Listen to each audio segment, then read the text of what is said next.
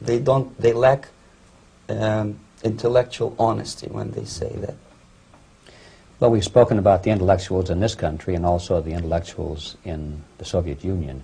What about down at the broad mass level? Do the people in general, the working people, the workers in general in the Soviet Union, do they support the system? Do they tolerate it? What is their attitude? Well, average Soviet citizen, if there is such an animal, of course, does not like the system because it hurts, it kills. He may not understand the reasons. He may not have enough information or educational background to understand. But I doubt very much there are many people who are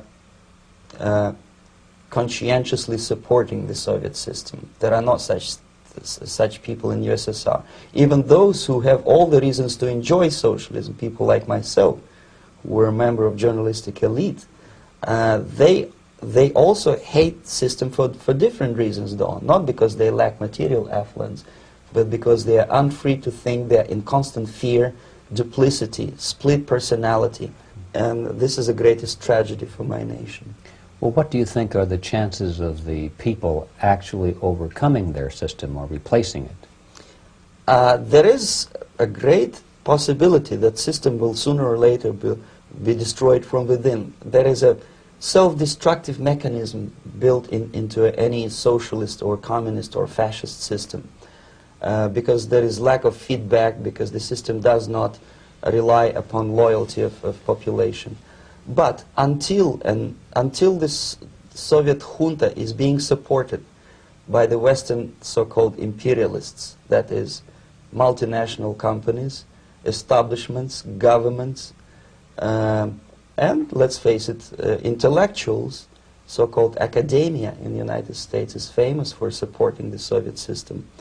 As long as the Soviet junta will keep on receiving credits, money, technology, grain deals, and political recognition from all these traitors of democracy or freedom, there is no hope, there is not much hope for changes in my country, and the system will not collapse by itself simply because it's being nourished by so-called American imperialism. This is the greatest paradox in history of mankind, when capitalist world supports and actively nourishes its own destroyer, destructor.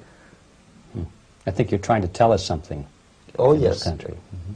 I'm trying to tell you that it has to be stopped unless you want to end up in Gulag system and enjoy all the advantages of socialist equality, working for free, catching fleas on your body, sleeping on the planks of plywood in Alaska this time, I guess. That's where Americans will belong, unless they will wake up, of course, and force their government to stop aiding Soviet fascism. Well, you told us a moment ago why you left the system.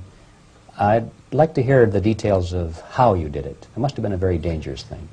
It was not so dangerous, it was crazy. First of all, because defecting in India is virtually impossible, thanks to very strong pressure from the Soviet government. Excuse me, you were in India on assignment at that time? Yes, I was working for the Soviet embassy in New Delhi as a press officer. Mm-hmm.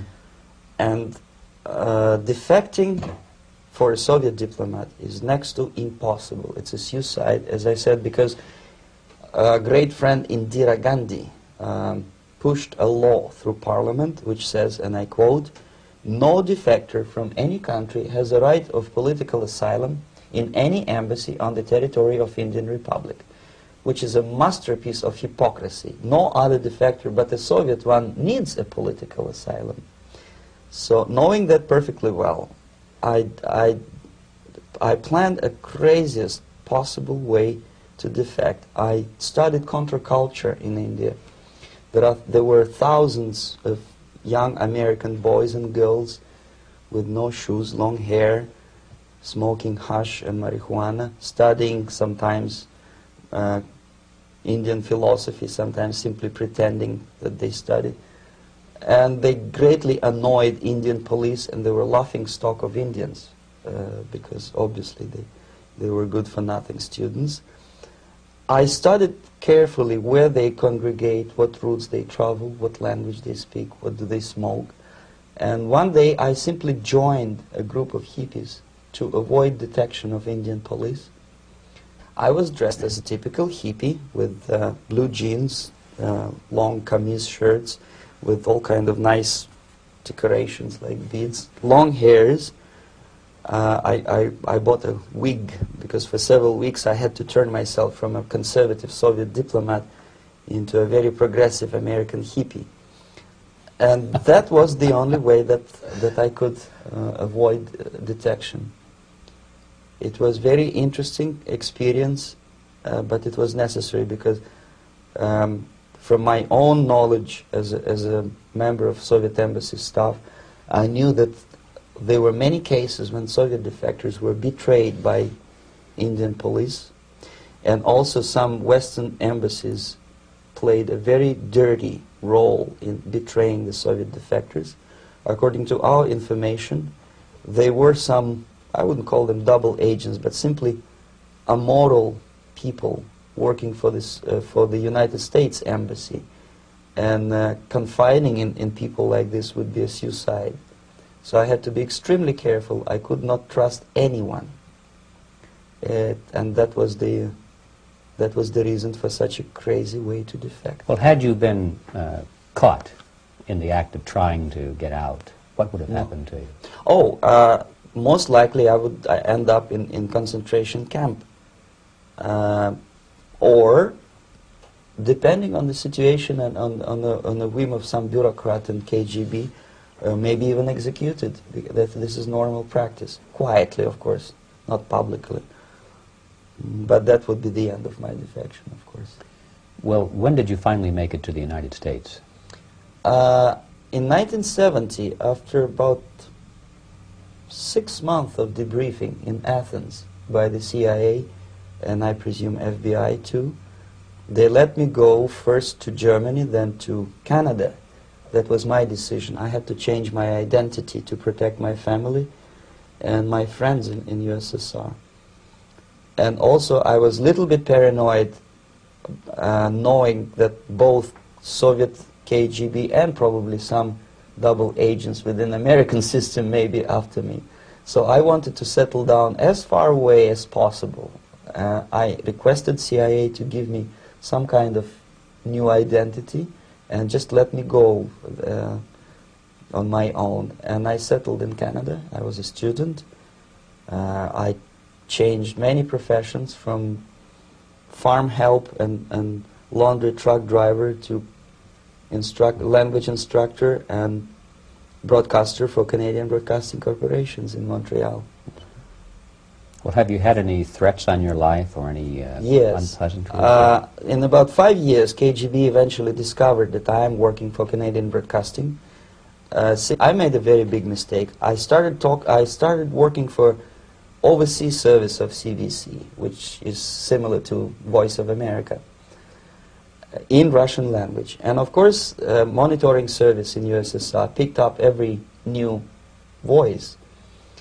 Every new announcer, they would make it a point to discover who he is. And in 5 years, sure enough, slowly but surely, they discovered that I am not Tomas Schuman, that I am Yuri Alexandrovitch Bezmenov, and that I am working for Canadian Broadcasting, and undermining beautiful détente between Canada and USSR.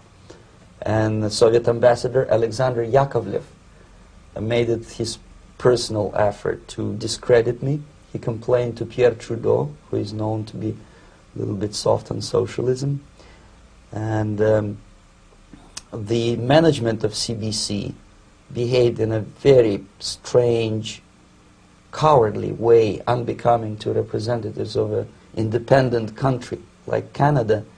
They listened to every suggestion that Soviet ambassador gave, and they started shameful investigation, analyzing content of my broadcasts to USSR. And sure enough, they discovered that some of my statements were probably would be offending to the Soviet Politburo. So I had to leave my job. and of course subtle intimidations. They would